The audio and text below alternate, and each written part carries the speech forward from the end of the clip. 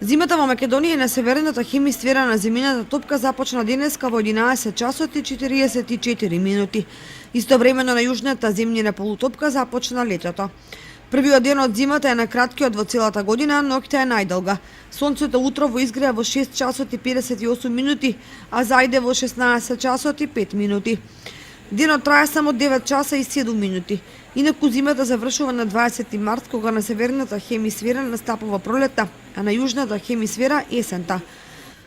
Првиот зимски ден го карактеризираше сончево и студено време со слаб до умерен ветер. Минималната температура се движеше од -11 до -5, а максималната од 3 до 9 степени. И во наредните денови ќе се задржи стабилно и суво време. Ќе дува слаб до умерен ветер од северен правец. Ваквите временски услови не се погодни за земјоделските култури и за вошките, пред се поради сувата студ која негативно се одразува врз житариците. Врнежите од дожд или снег се потребни заради прочистување на воздухот.